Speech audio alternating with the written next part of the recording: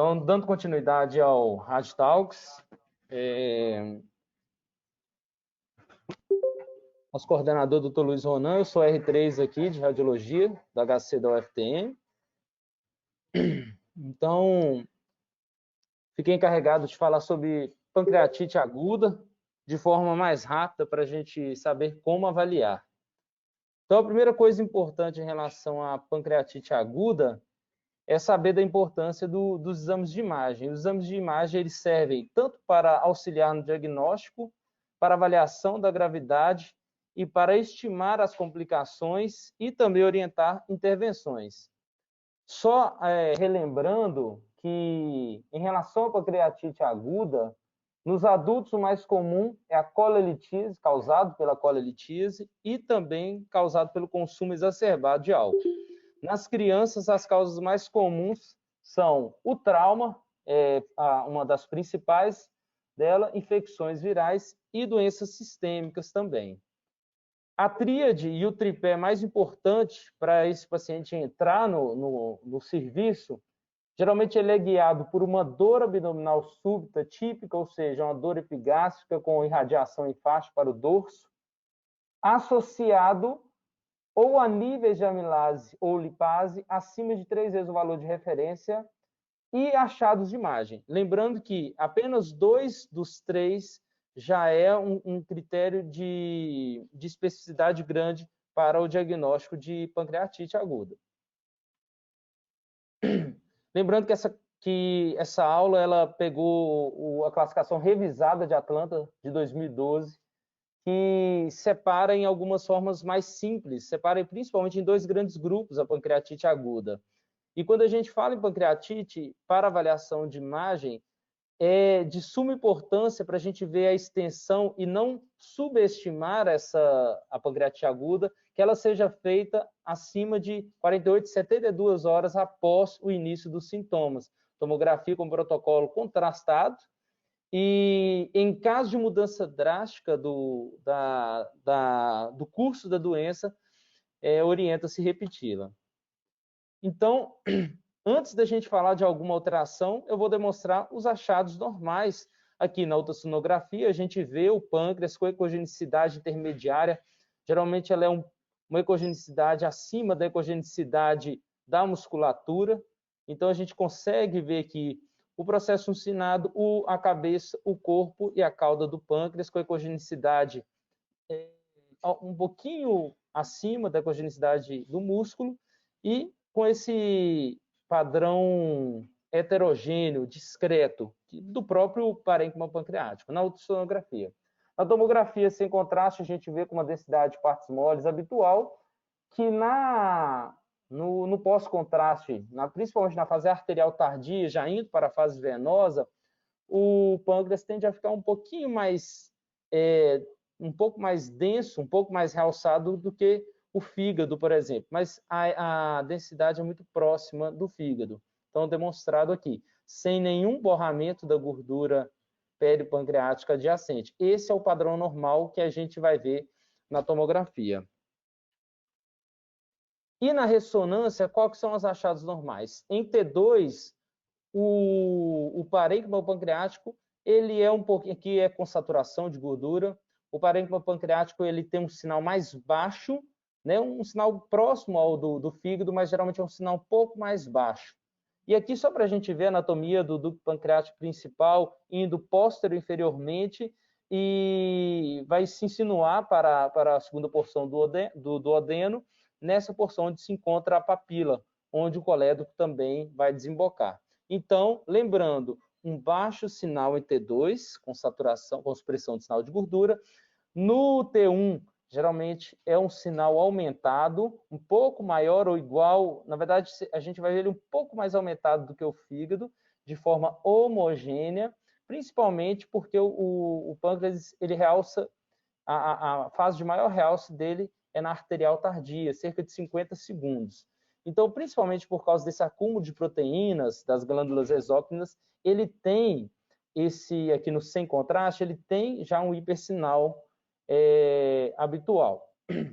E quando a gente fala no contraste, era o que eu havia falado anteriormente, ele vai ficar com um sinal um pouco mais aumentado que o parênquima hepático, por causa dessa questão da fase arterial, com cerca de 50 segundos, quase chegando na parte venosa, na fase venosa, ele fica com um realce aumentado. Isso é o normal do T1 pós-contraste nesses pacientes. Sempre homogêneo, sem uma obliteração da gordura peripancreática, como visto nesse caso. Então, esses são os achados normais.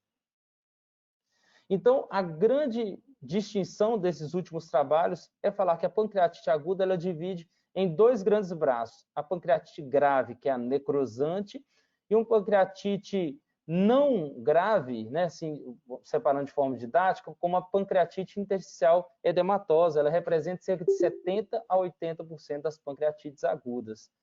E como que a gente vai avaliar? O principal exame para avaliação da pancreatite aguda é a tomografia por causa da sua disponibilidade.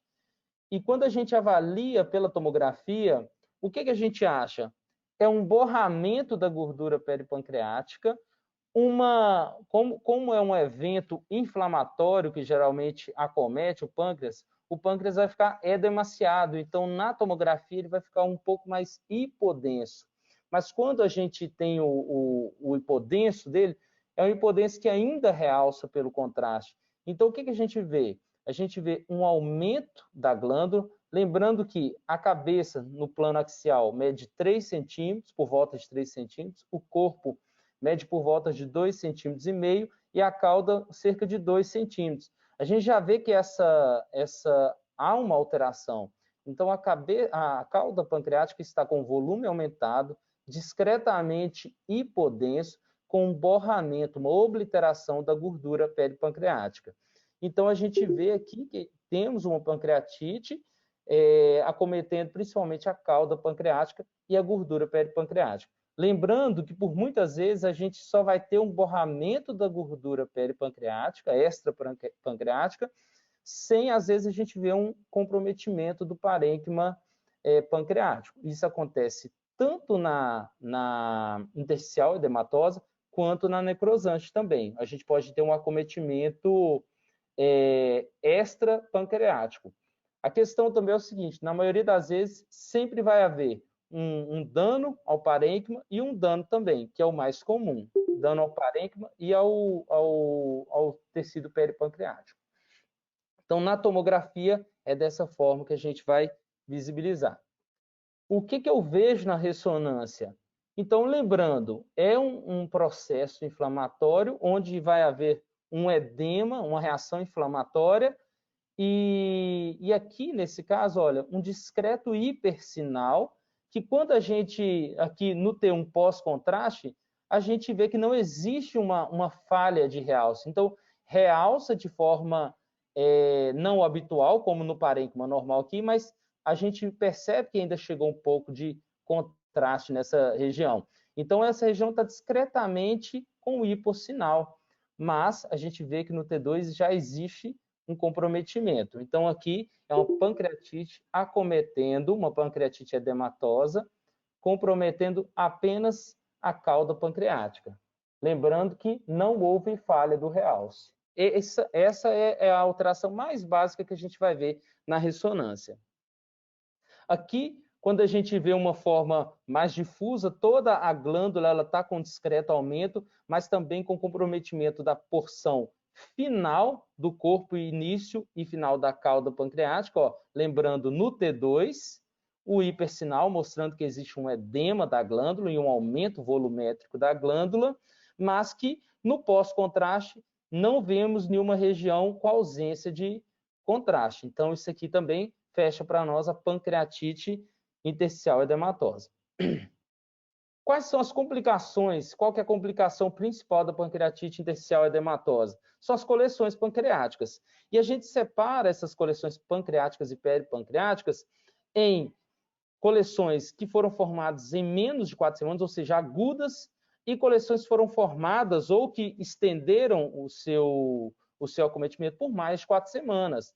Quando a gente vê uma coleção, e geralmente essas coleções da pancreatite edematosa aguda, elas são coleções que desaparecem ao longo dos dias. Na maioria das vezes elas não evoluem. Mas quando a gente vê uma coleção, que olha, no dia 3 ela existia, no dia 12, então, essa coleção peripancreática foi toda absorvida. Então, nós chamamos essas coleções precoces de coleção peripancreática aguda. Então, é a forma mais simples de complicação da pancreatite edematosa. Então, quando nós temos um prolongamento dessa coleção, ou seja, essa coleção ela passa a ser organizada, essas coleções elas se organizam com tecido fibroso que realça também pelo contraste, com conteúdo homogêneo, com um conteúdo líquido homogêneo, aqui demonstrado na ressonância e aqui demonstrado na tomografia, nós temos uma organização dessa coleção límpida, que é o pseudocisto. Uma grande parte dessas coleções elas se organizam em pseudocistos. Lembrando que esses pseudocistos eles podem ou não comunicar com o ducto pancreático principal e, na maioria das vezes, eles são intrapancreáticos mesmo, eles estão dentro do parênquima pancreático, em aproximadamente 40% a 60% das vezes. Agora, quando a gente fala da pancreatite necrosante, o que eu estou querendo dizer? Que é a parte mais grave, com uma alta mortalidade. Simplesmente, o comprometimento do parênquima pancreático foi tão grande que houve necrose do parênquima. E quando a gente fala em necrose, a gente fala de um parênquima que na tomografia não sofre um contraste, ou seja, ele não realça, porque os tecidos adjacentes que outrora estavam normais, eles estão todos destruídos. Então, o sangue o contraste, o sangue não chega nessas regiões. Então, a gente tem um realce menor do que 30 unidades Rauscher. Então, aqui demonstrando uma pancreatite nesse paciente, olha, a maior parte do pâncreas, uma parte da cabeça, o corpo e a cauda, não se realça pelo meio de contraste. A única porção que ficou viável desse paciente foi uma porção uma parte da cabeça pancreática e o processo uncinado, que ainda estão preservados. O resto do pâncreas todo está necrosado, mais de 50% de necrose. Essa é a imagem que nós vamos ver na tomografia computadorizada. Às vezes a gente pode ter um comprometimento, além do pâncreas que a gente viu, um comprometimento também de toda a gordura extrapancreática.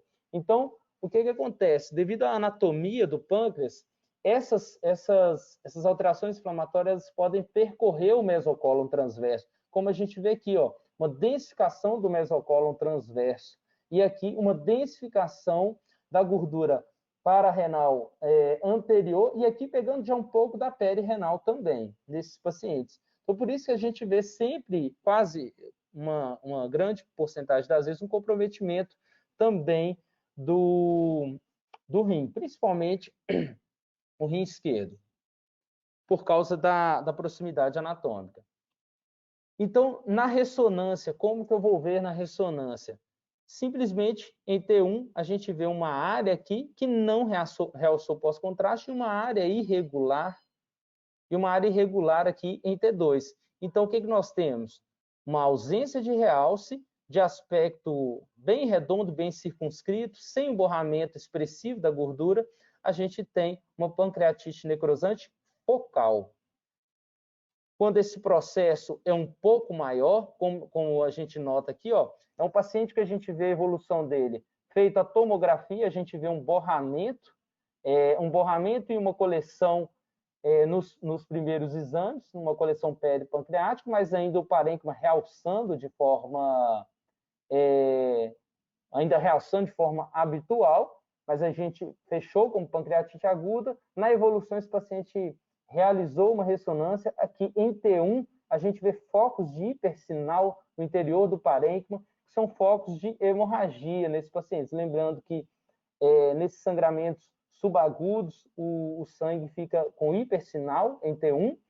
E aqui demonstrando, olha, já uma ausência no T1 pós-contraste, uma ausência de realce do parênquima pancreático na porção do corpo e da cauda. Então, pancreatite necrosante. Só que aqui nós vemos também, ó, uma coleção e um comprometimento tanto da gordura, tanto do espaço pararenal posterior quanto da parede abdominal.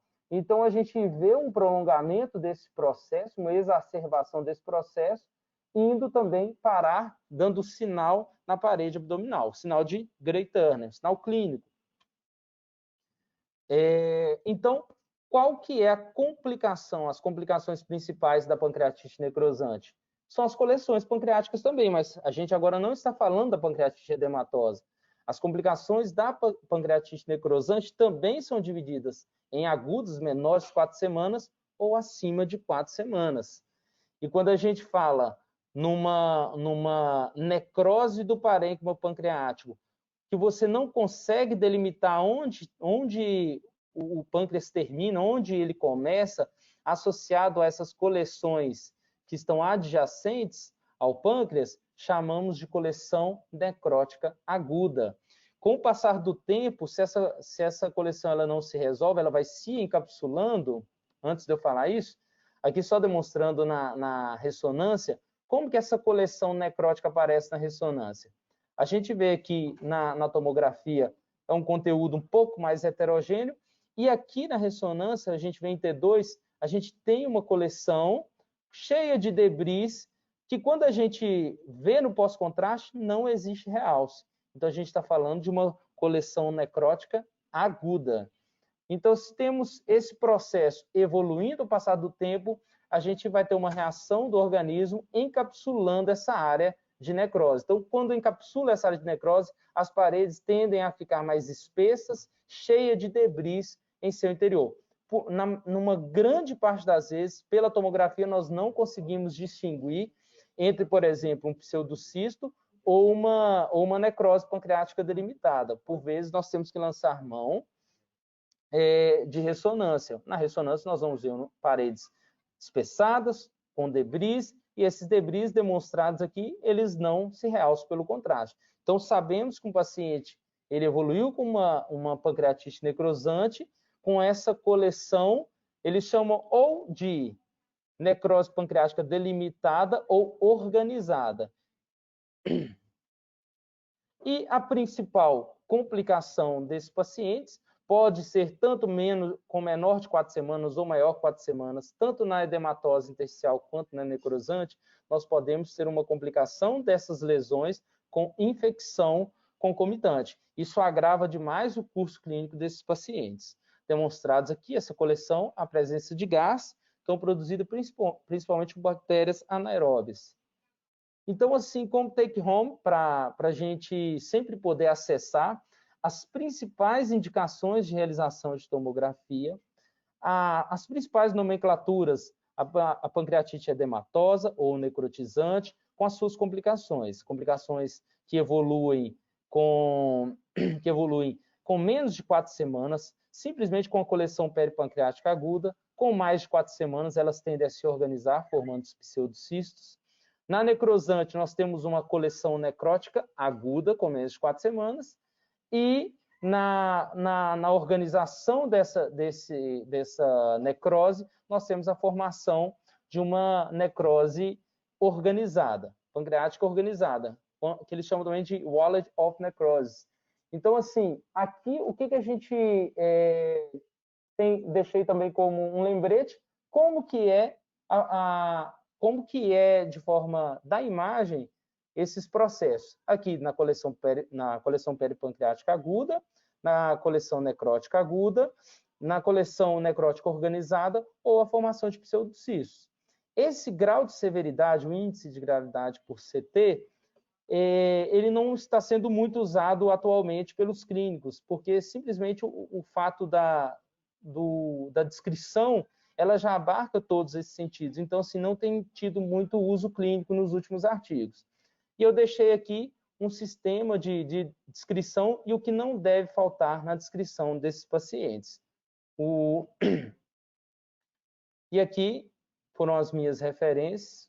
Muito obrigado.